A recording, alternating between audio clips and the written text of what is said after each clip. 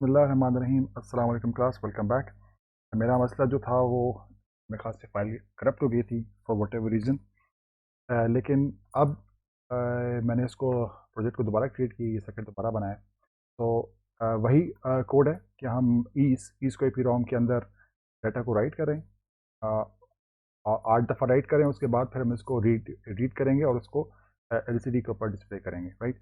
तो वो कोड मैंने इसके अंदर डाल दिए यहाँ पर, मैं उसको यहाँ पर रेफ़र कर दिया उसकी हेक्स फाइल, और अभी मैं उसको रन करूँगा। तो हमारे पास 10 से स्टार्ट हो रहा है क्योंकि हमने i+10 से स्टार्ट किया था और जाना था <8 तक, यानी दिस शुड गो टिल 17। और 17 के बाद क्या होगा कि ये कोड दोबारा रीसेट हो जाएगा। आप देख रहे हैं यहाँ पर कि ये वाइल वन लूप लगा हुआ है।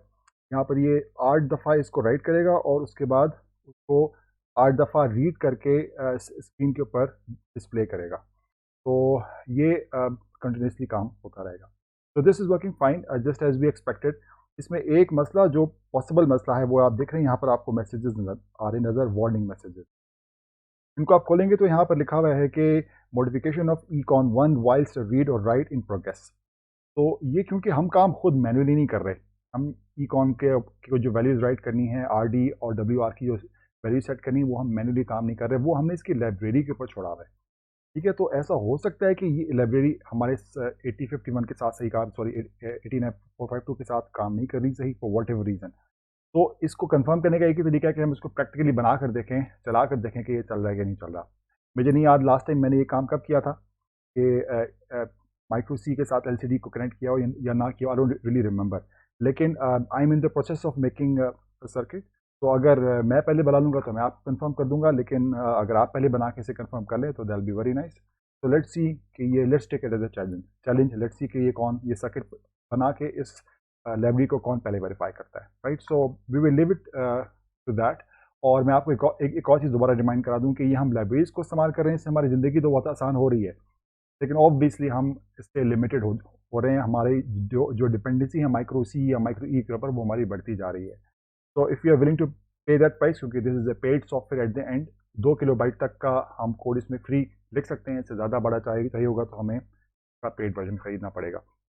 तो ये इसका एक डाउन साइड है। ऑब्वियसली एमपी लैब में ऐसी कोई लिमिटेशन नहीं है, एमपी लैब इस्तेमाल करेंगे तो ऐसा कुछ नहीं होगा। तो बहरहाल this is the trade off that we need to do. So आपके लिए क्या ज़रूरी है कि आप तैयार हो इस बात के लिए कि अगर आपके पास माइक्रो सी नहीं भी हो तब भी आपके पास इतनी जनरल नॉलेज इन्फॉर्मेशन हो कि आप इसकी डाटा शीट को देखकर और जो नई आईडीई आप इस्तेमाल करेंगे, जैसा मिसाल के तौर पर एमपी लैब है, उसकी हेल्प फाइल देखकर आप इसको इस्तेमाल कर सकें।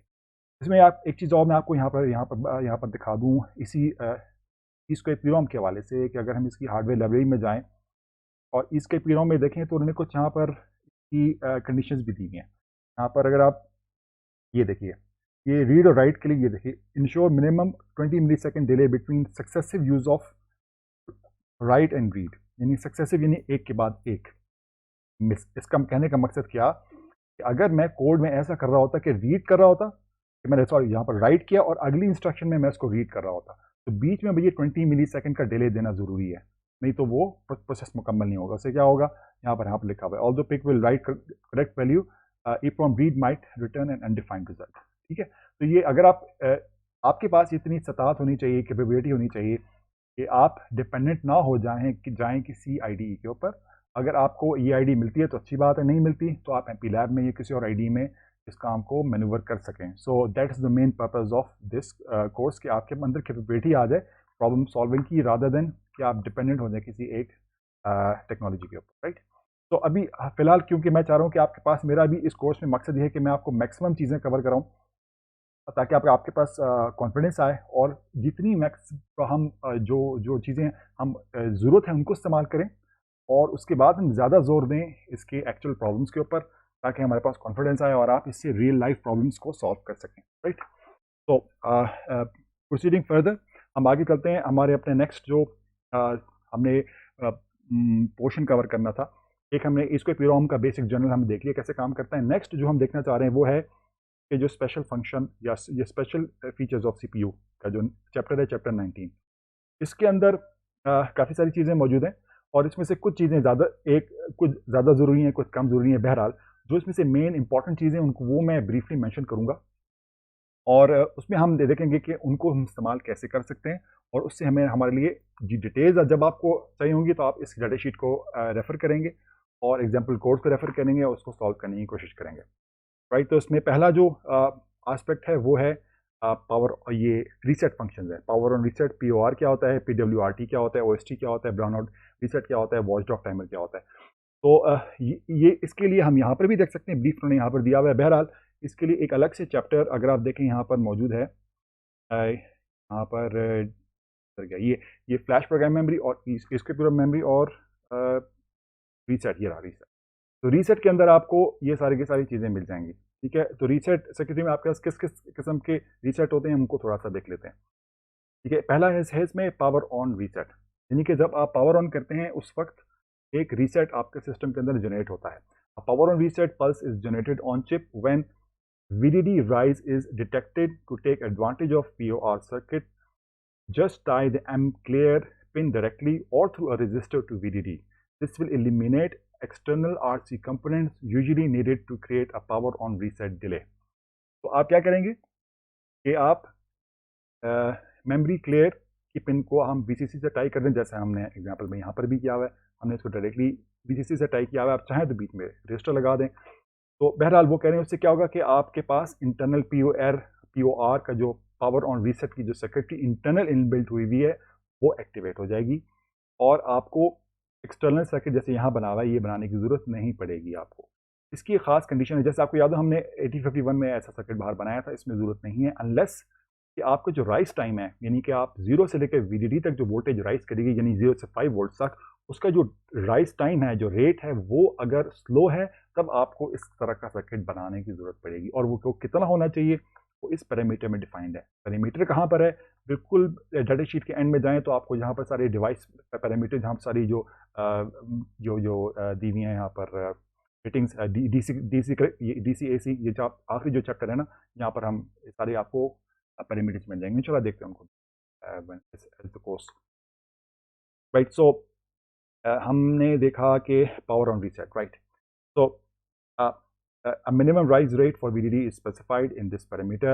For slow rise time, see figure 3.2. 3.2 में मैंने slow rise time के लिए जो सर्किट बनाना है वो मौजूद है। तो अभी हमारे करंटली जैसे हम जो पावर इस्तेमाल कर रहे हैं आप लैब में भी और यहाँ पर नॉर्मल बैटरी से भी, तो उसमें इंशाल्लाह ये राइज टाइम मीट होना चाहिए।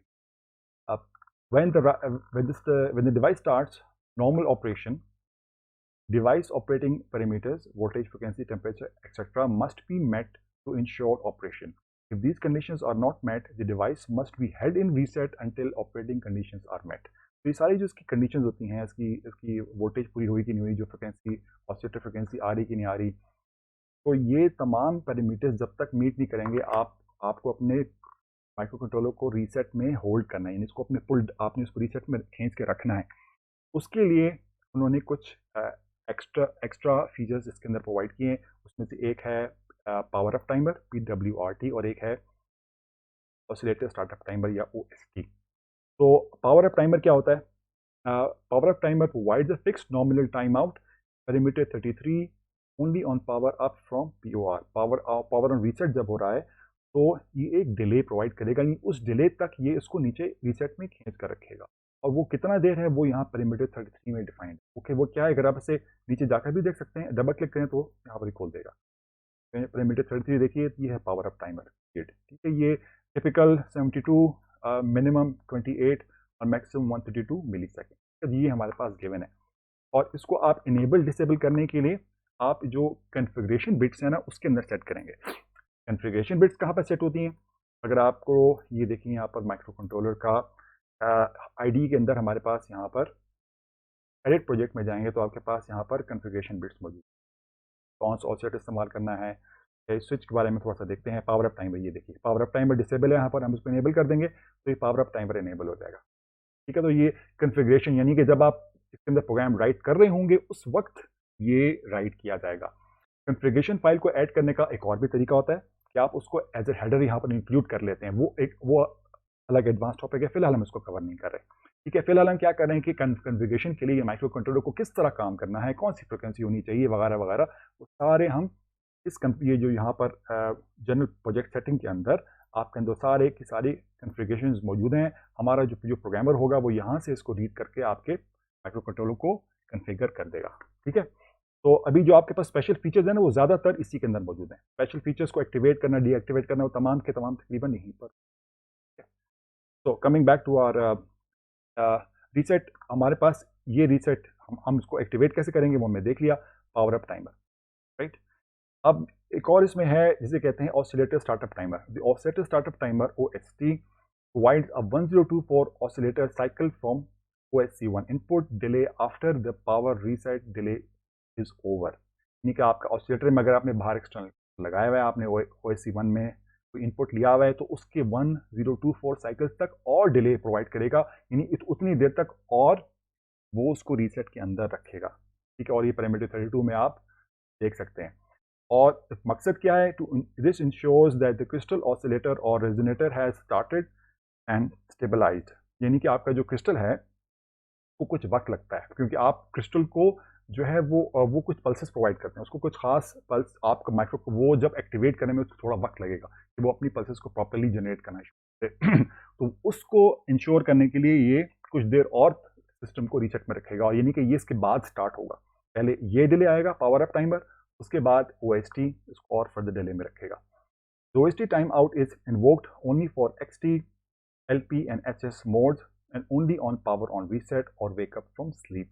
तो ये अगर आपने मोड सेट किए हैं क्रिस्टल के, और क्रिस्टल के मोड्स के बारे में पहले थोड़ा देख चुके हैं, क्रिस्टल के मोड्स कौन कौन से होते हैं, फ्रिक्वेंसी कौन कौन सी होती है, वो अगर आप चाहते हैं तो चैप्टर 2 में आपको और फर्दर मिल जाएगा कि कौन कौन से क्रिस्टल टाइप्स होते हैं, XT क्या होता है, कौन सी फ्रिक्वेंसीज के लिए कौन सा सेलेक्ट करना चाहिए। इसको इंशाल्लाह अगर टाइम मिला तो उसको भी हम आज इंशाल्लाह कोशिश करेंगे, ब्रीफली देखेंगे, नहीं तो नेक्स्ट क्लास में, right. So coming back to our power on reset हो गया हमारा। अच्छा, ये PLL क्या होता है, इसको मैं थोड़ा सा पोस्टपोन कर रहा हूँ, वी विल सी इंशाल्लाह। पहले मैं रीसेट डिस्कस करूँ, देन वी विल डिस्कस कि PLL क्या होता है। तो ब्राउन आउट रीसेट, ये क्या होता है कि ये सिस्टम आपका जब ब्राउन आउट यानी कि जब वोल्टेज थोड़ी सी कम हो रही हो आपकी, लेट से आपकी सिस्टम की वोल्टेज आपकी 5 वोल्ट है, आप चाहते हैं कि जब सिस्टम वो अगर वोल्टेज खास हद से कम हो जाए तो आप चाह रहे हैं कि सिस्टम रीसेट हो जाए, शुरू से स्टार्ट हो, तो उसके लिए आप ब्राउन आउट रीसेट को एक्टिवेट या डीएक्टिवेट कर सकते हैं। उसके भी आप पैरामीटर यहाँ पर सेट करेंगे। यहाँ पर आप देखिए ब्राउन आउट रीसेट, ठीक है, इनेबल है कि डिसेबल है, आप इसको इनेबल कर लेंगे। और ब्राउन आउट रीसेट की वोल्टेज कितनी होनी चाहिए, यानी किस वोल्टेज से कम आपकी VDD आपकी सप्लाई वोल्टेज कितनी वोल्टेज से कम होगी कि आप ब्राउन आउट रीसेट को एक्टिवेट करें, वो आप यहाँ से सेट कर सकते हैं। ठीक है, तो ये ब्राउन आउट रीसेट हो गया। अभी हम सिर्फ उतना ही आस्पेक्ट देख रहे हैं जितनी हमें ज़रूरत है। ठीक है, तो हमने देख लिया POR देख लिया, पावर ऑन रीसेट होता है, PWRT होता है, OST क्या होता है, PLL को भी हम देखेंगे इंशाल्लाह। ब्राउन आउट रीसेट हमने देखा, राइट। और ये अब उन्होंने सीक्वेंस पूरा बताया हुआ है, सीक्वेंस क्या होता है जो भी हमने डिस्कस किया है। On power up the time out sequence is as follows. First PWRT time out is invoked after the POR time delay has expired. ठीक है, जब आपका पास अब पावर ऑन रीसेट होगा, जब आपका ये पूरा रीसेट प्रोसेस इसका गुजरेगा, ठीक है, सबसे पहले इसको पावर ऑन रीसेट करेगा इसको, और उसके बाद ये डिले स्टार्ट हो जाएगा। वो इंश्योर करेगा कि सिस्टम की सारे पैरामीटर्स जो हैं वो अपनी स्टेबलाइज हो जाएं। उसके बाद क्या होगा, देन OST इज एक्टिवेटेड। उसके बाद जब ये पावर अप टाइमर का टाइम खत्म हो जाएगा, फिर उसके बाद OST स्टार्ट होगा। The total time out will vary based on oscillator configuration and the status of PWRT। ठीक है, तो ये किन चीज़ों के ऊपर वेरी करता है, I don't want to go into it right now। ये थोड़ा सा डिटेल टॉपिक है जो आप देख सकते हैं। अगर if you are interested in calculating actually कितना डिले आएगा, then we can go in that direction। Right now I just wanted to tell you कि ये चीज़ें इसके अंदर मौजूद हैं। ठीक है, अच्छा, अब हम बात कर लें कि PLL क्या होता है और ऑसिलेटर फ्रिक्वेंसीज क्या होती है। अच्छा, PLL क्या होता है कि पहले हम उसको देख लेते हैं ऑसिलेटर को। ऑसिलेटर में अब जाएंगे तो हमें PL के बारे में थोड़ा पता चल जाएगा। ऑसिलेटर कॉन्फ़िगरेशन में आपके पास ऑसिलेटर यानी कि आपका माइक्रो कंट्रोलर है, उसकी एक हार्ट बीट होती है, हमें मालूम है कि वो क्लॉक के ऊपर चलता है। अब क्लॉक के लिए आपके पास बहुत सारे ऑप्शन मौजूद हैं। जो जनरल आइडिया वो ये कि आपके पास जो वेरिएबल्स हैं वो ये कि अगर आप अपनी क्लॉक की फ्रिक्वेंसी कम रखेंगे, ठीक है, लो पावर क्रिस्टल, यानी कि आप XT लेट से आप लो फ्रिक्वेंसी का, not I am talking about not low power, low frequency अगर आप क्रिस्टल इस्तेमाल करना चाहेंगे तो उससे आपका फ़ायदा ये होगा कि वो एक्चुअली पावर कम कंज्यूम करेगा। तो जितनी तेज़ आप माइक्रो कंट्रोलर को चलाएंगे उतनी उसकी पावर कंज्यूम ज़्यादा होगी। ठीक है, तो आप स्लो स्लो क्रिस्टल भी लगा सकते हैं इफ़ यू वांट कि आपकी पावर कंजप्शन कम हो, और तेज़ लगा सकते हैं अगर आपको परफॉर्मेंस बेहतर चाहिए। तो उसमें भी, इवन क्रिस्टल में भी आपके पास डिफरेंट ऑप्शन मौजूद हैं। इनकी डिटेल में मैं नहीं जाऊँगा, एक्सेप्ट कि जो थोड़े से इंटरेस्टिंग है जिसमें हमें फ़ायदा हो सकता है। Low power LP crystals, XT crystals, HS high speed crystals जो कि हम इस्तेमाल कर रहे हैं, और ये है एचएस विद पीएलएल। ये इसके बारे में भी हम देखेंगे ये क्या होते हैं। आरसी क्या होता है, इसको हम थोड़ा सा देख लेते हैं। RC is quite interesting. External clock, और एक्सटर्नल क्लॉक भी हम देखेंगे, एक्सटर्नल क्लॉक में क्या है। That is also some interesting feature जो कि आपको पता हो आपके माइक्रोकंट्रोलर के अंदर क्या क्या फीचर्स मौजूद है। अच्छा, आरसी में क्या होता है? आरसी में क्या होता है कि आपको बाहर से कोई क्रिस्टल लगाने की जरूरत नहीं पड़ती। आप यानी आपने 8051 में अगर आप देख रहे हैं यहाँ में बाहर बाहर क्रिस्टल लगाया हुआ है, तो क्रिस्टल एक कंपोनेंट है जिसकी ऑब्वियसली एक कॉस्ट है, और इसके साथ आपको यहाँ 2 एक्स्ट्रा कैपेसिटर लगाने पड़े। तो इससे क्या होता है, आपकी आपके सिस्टम की कॉस्ट बढ़ती है। तो अगर आपने मास प्रोडक्शन करनी, कोई काम करने में के तौर पर, तो मुमकिन है आप आरसी ऑसिलेटर इस्तेमाल करना पसंद करें।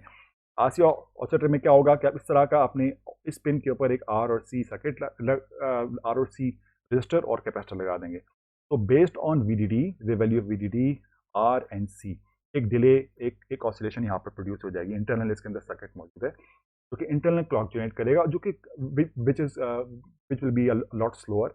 तो आपका और इसकी जो सॉरी स्लो तो होगी, लेकिन फ़ायदा ये है कि आपके पास बहुत वेरिएशन आ जाएगी, यानी कि आरसी की बहुत सारे कम्बिनेशन से आप मुख्तलिफ फ्रिक्वेंसीज जनरेट कर सकते हैं।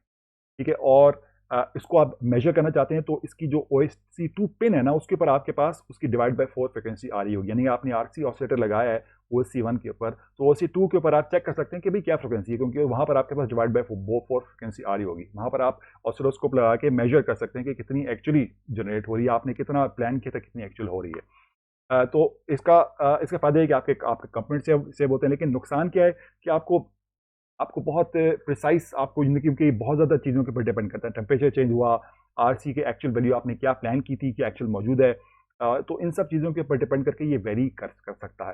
तो इसको पसंद नहीं किया जाता नॉर्मली प्रोफेशनल या कमर्शियल एप्लीकेशन में। मेरे नहीं ख्याल कि ये कहीं पर इस्तेमाल होता है। ज़्यादातर लोग प्रेफर ये करते हैं कि क्रिस्टल ही लगाएं, जैसे हम इस्तेमाल कर रहे हैं एच एस। अच्छा, अब एच एस जो हम तो इस्तेमाल कर रहे हैं कि high high high frequency high speed हमने क्रिस्टल लगाया हुआ है। अब ये है एक H S with P L L. P L L क्या होता है? पी एल एल होता है फेज लॉक लूप, यानी कि आप स्लोअर फ्रिक्वेंसी से कुछ अंदर स्पेशल सर्किट होता है, उसके जरिए से आप हाई फ्रिक्वेंसीज प्रोड्यूस कर सकते हैं।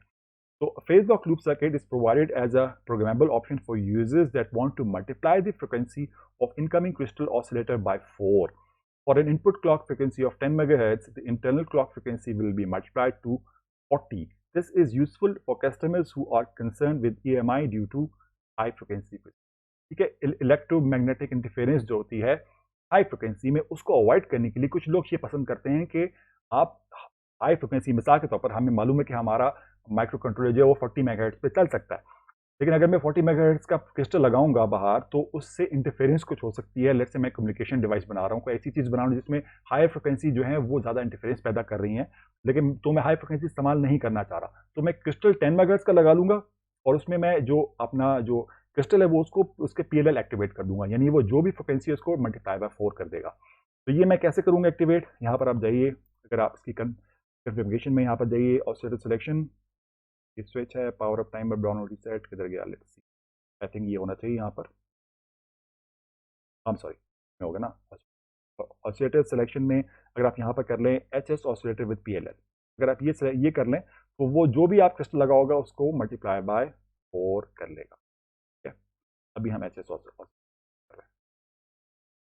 तो ये हो गया आपके पास इसकी इसकी external sorry clock with PLL। ठीक, तो अच्छा, ये भी एक मजे का फीचर है, ऑसिलेटर स्विचिंग फीचर। हम इसके ऊपर आ गए, ठीक है, we are on 2.6। Oscillator switching feature क्या होता है? वो ये होता है कि PIC devices include a feature that allows the system clock source to be switched from main oscillator to an alternate low frequency clock source। यानी कि आपने आपने क्रिस्टल लगाया है, जैसे ये मिसाल के तौर पर मैंने यहाँ पर क्रिस्टल लगाया हुआ है, ठीक है, मैंने क्रिस्टल लगाया हुआ है और इसके ऊपर मेरा माइक्रो कंट्रोलर चल रहा है, लेकिन मैं चाहता हूँ कुछ खास स्टेट के ऊपर या कुछ देर बाद वो स्लोअर क्लॉक के ऊपर शिफ्ट हो जाए, चाहता हूँ स्लोअर फ्रिक्वेंसी के ऊपर शिफ्ट हो। तो उसके लिए मैं ये काम कर सकता हूँ। उसकी मतलब कि फ़ायदा क्या होगा? स्लो क्लॉक पे शिफ्ट होने का पावर कंजप्शन, मेन सबसे बड़ा फ़ायदा क्लॉक स्लो करने का होता है कि पावर कंजप्शन कम हो जाती है। All right. For PIC devices, this alternate clock source is the timer 1 oscillator. If a low frequency crystal, for example, this has been connected to the timer 1. अब हमें मालूम है कि टाइमर को हम काउंटर मोड में भी चला सकते हैं और टाइमर मोड में भी. तो काउंटर मोड में बेसिकली हम क्या करते हैं, एक्सटर्नली कोई उसको सोर्स देते हैं. तो मिसाल के तौर पर टाइमर 1 को मैंने एक्सटर्नल सोर्स दी हुई है, ठीक है. टाइमर 1 देखें, ये टाइमर 1 ऑसिलेटर जो है उसमें मैंने एक्सटर्नल कोई उसमें क्लॉक सोर्स दी हुई है उसको, और वहाँ पर मैंने कोई एक लो फ्रिक्वेंसी क्रिस्टल लगाया हुआ है, ठीक है, लेट्स से 32 किलोहर्ट्ज का, और मैं अपने माइक्रो कंट्रोलर को 20 मेगाहर्ट्ज या 40 मेगाहर्ट्ज पे चला रहा हूँ मिसाल के तौर पर, ठीक है. और टाइमर 1 जो है उसको मैंने एक्सटर्नल एक और क्रिस्टल लगाया हुआ है, और जिसको मैंने टाइमर 1 को दिया हुआ है. टाइमर 1 की को मैं अब मैं ये काम कर सकता हूँ कि मैं शिफ्ट कर सकता हूँ इसकी एक्सटर्नल क्लॉक सोर्स से टाइमर 1 की क्लॉक सोर्स के ऊपर. यानी let me repeat, rephrase, if a low crystal frequency has been attached to timer 1 oscillator pins and timer 1 oscillator has been enabled, the device can switch to a low power execution. ठीक है, मेरे पास दो crystal लगे हुए होंगे. एक crystal लगा होगा जो कि हाई फ्रिक्वेंसी का, जो कि मेन ऑसिलेटर पिंस में लगा होगा, और दूसरा जो है वो टाइमर 1 के साथ लगा होगा, टाइमर 1 की external source, timer 1 clock external, ठीक है. तो एक्सटर्नल टाइमर 1 की जो क्लॉक के ऊपर लगा होगा एक और लोअर फ्रिक्वेंसी का क्रिस्टल, और मैं उसको स्विच कर सकता हूँ, ऑसिलेटर स्विचिंग फीचर, ठीक है. तो ये स्विच कैसे करेंगे डिटेल इंशाल्लाह अभी हम इसको डिस्कस नहीं करें. देखेंगे सिस्टम क्लॉक स्विच बिट मौजूद है हमारे पास, ठीक है.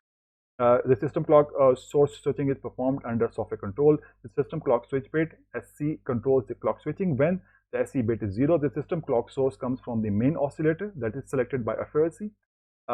When SCS bit is set, the system clock source will come from the timer 1 oscillator. ये SCS एक bit मौजूद है यहाँ पर oscillator selection system में. तो उसको आप सेट करके आप क्लॉक को स्विचिंग कर सकते हैं.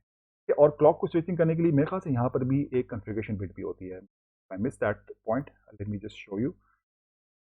ये देखें, ऑसिलेटर सिस्टम क्लॉक स्विच. अगर मैं यहाँ से इसको इनेबल कर दूँ, अगर इनेबल नहीं किया तब ये काम नहीं करेगा. अगर मैं इसको इनेबल कर दूँ और उसके बाद फिर मैं क्या करूँ कि जब मुझे ऑसिलेटर को एक फ्रिक्वेंसी पे चलाना होगा, जब ज़ीरो होगा तो वो इसको मैं SCS को 0 कर दूंगा, तो ये एक्सटर्नल जो मेरे पास क्लॉक सोर्स लगी हुई ये वाली इसके ऊपर चलेगा. और अगर मैं इसको 1 कर दूंगा तो जो मैं टाइमर 1 की सोर्स दी हुई उसके ऊपर. तो इससे मैं अपने सिस्टम को दो मुख्तलिफ क्लॉक्स में चला सकता हूँ, which is a very very powerful feature, right. So यही था मेरे ख्याल से. अब मेन मैंने ऑसिलेटर को कवर कर लिया हमने. स्लीप मोड थोड़ा सा देख लेते हैं before I close. Sleep mode में भी आप डिवाइस को डाल सकते हैं, ठीक है. बल्कि ऐसा करते हैं, स्लीप मोड और वॉच डॉग टाइमर जो है ना, इसको अगली क्लास में कर लेते हैं बिकॉज हमारा टाइम काफ़ी हो गया. तो स्लीप मोड और वॉच डॉग टाइमर को हम अगली क्लास में देखेंगे and will continue. Okay, I think that's it for today's class. अस्सलाम वालेकुम व रहमतुल्लाह.